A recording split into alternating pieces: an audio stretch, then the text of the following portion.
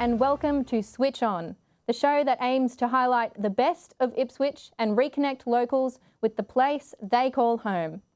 On today's show, we discuss Ipswich local businesses, both independent and within the new Ipswich Mall, the latest emerging music artists, and the call out to young filmmakers to dream big.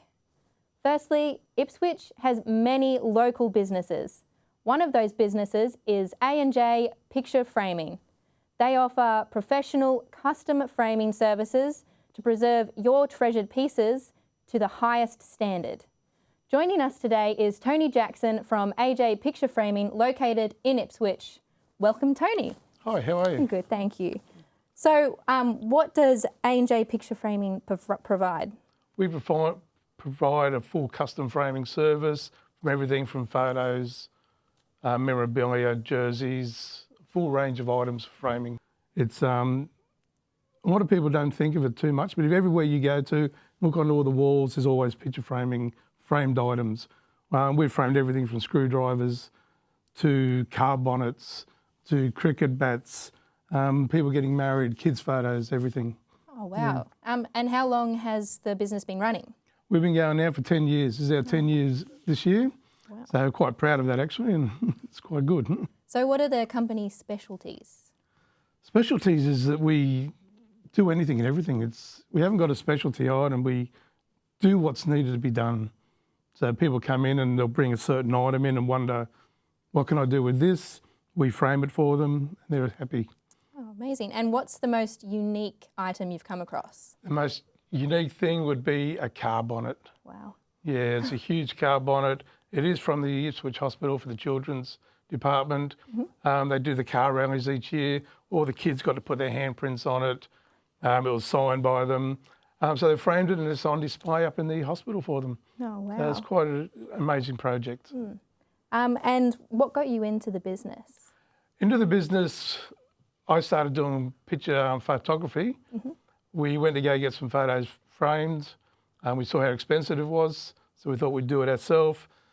Since then, we ended up buying some equipment, mm-hmm. Started off in the garage, and now we've got a full-on factory, doing everything for everyone. Oh, wow. And can you tell us what you brought in today to show us? We brought in a cricket bat today. Mm-hmm. It's by a local artist, Aboriginal artist.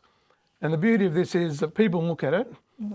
and they'll go, wow, that's nice. But then when I say to them, can you see the picture? Because you can see the cricket pitch, the fieldsman, the bowler running up. Yeah, it's an amazing piece of work. This artist, he does a lot of cricket bats for the Australian team as well. And yeah, it's quite amazing. For more information, head to www.ajpictureframing.com.au.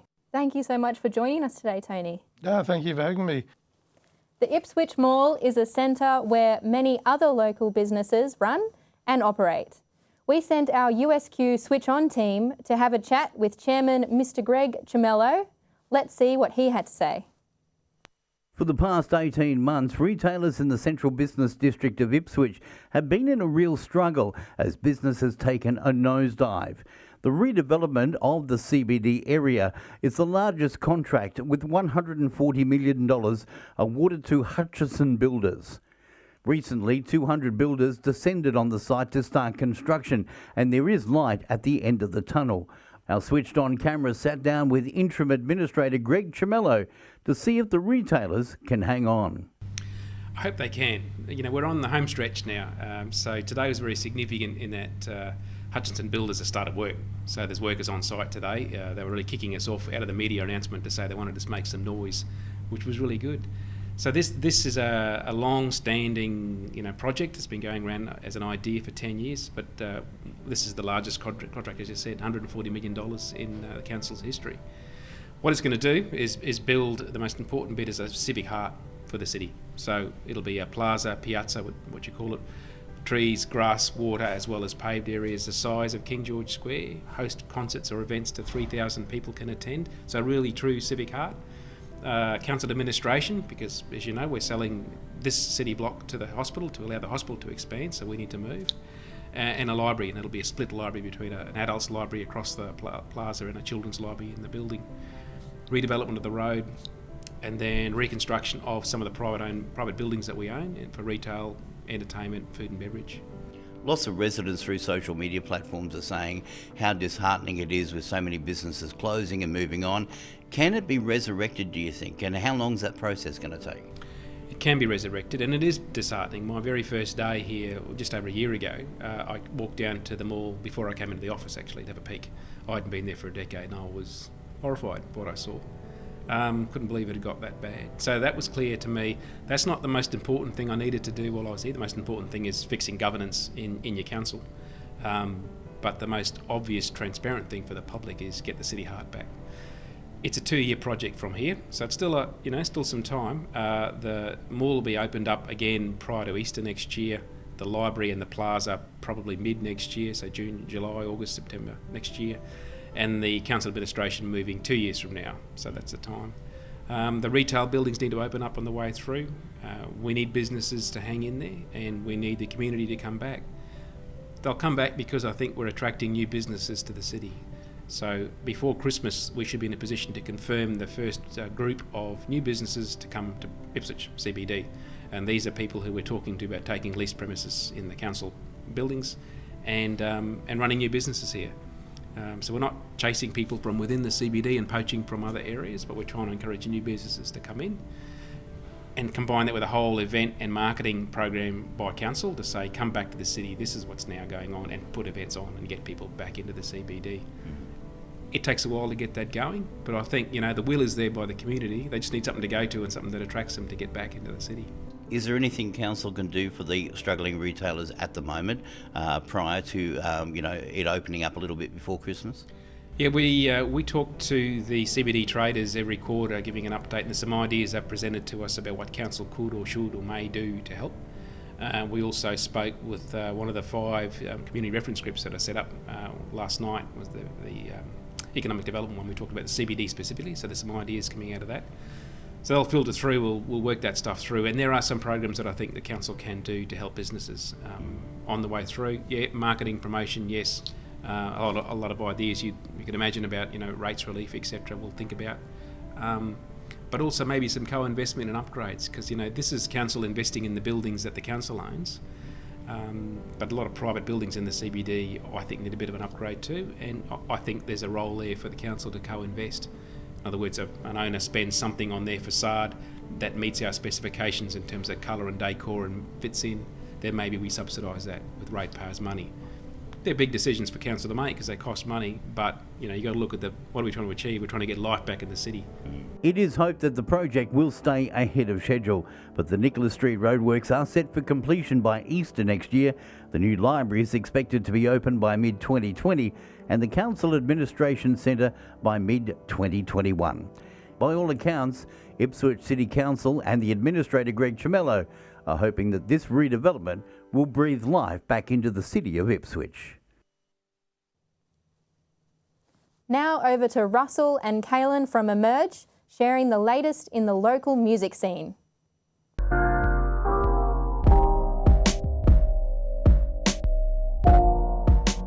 Hello and welcome to another episode of Emerge, Phoenix Radio's dedicated music program bringing you the very best in Queensland music. My name is Russell Thompson. Joining me as always is Cal Nakuda. And from the goldmine of beautiful releases that is Brisbane's Bedlam Records comes one of the most anticipated releases of the year, going above and beyond and leaving a huge impression on the entire local scene.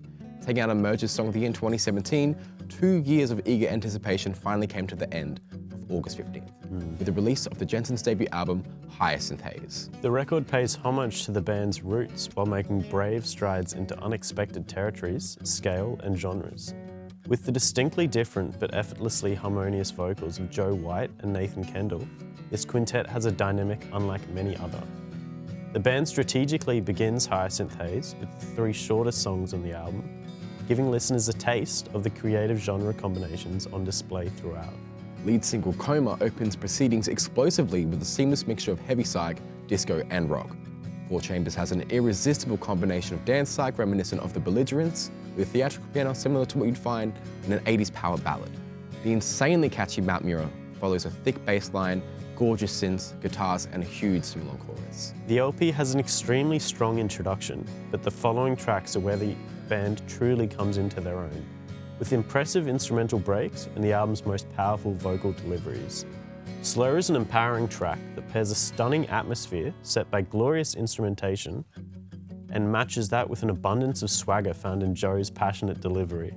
It's a flawless amalgamation of disco, dance psych and rock, reminiscent of Foals and Arcade Fire's Reflector. The spectacular ballad of In Thought showcases sweeping synth, majestic piano, and Nathan's awe-inspiring David Bowie-esque vocal delivery. The wonderful bass-driven Horrors combines exquisite brass, expansive synths, and guitars with potent lyrics, while the final track, Actuality, features dense instrumentations, layered vocal, captivating 8.5-minute reflective odyssey. A special album that was well worth the wait. Hyacinth Hazen is an extraordinary debut that makes the most of two unique voices by pairing them with spectacular instrumentation, leading to a truly unforgettable listening experience that just has to be 5 out of 5 for me. I would say the same, 5 out of 5, one of the best albums released. Whoa. We also helped record a cheeky video with the guys from the band about the recording of this album. So you can check that out on their Facebook now. And to catch more about local music and a lot more of the Jensens, because we play them about every week, tune in to Emerge on Phoenix Radio, 1197 AM, and digital radio Monday nights from 7 to 9 PM. Until next time, bye.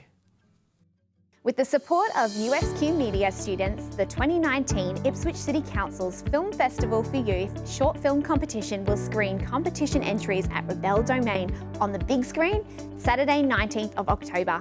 This will be a great afternoon and evening watching our next generation of filmmakers show their work for the very first time. For more details, head over to ipswich.qld.gov.au/iffy.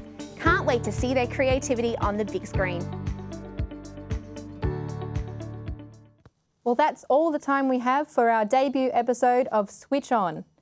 If you have any stories you'd like us to look into, you can reach us on Twitter via the hashtag SwitchOnStories or on Facebook at SwitchOnStories.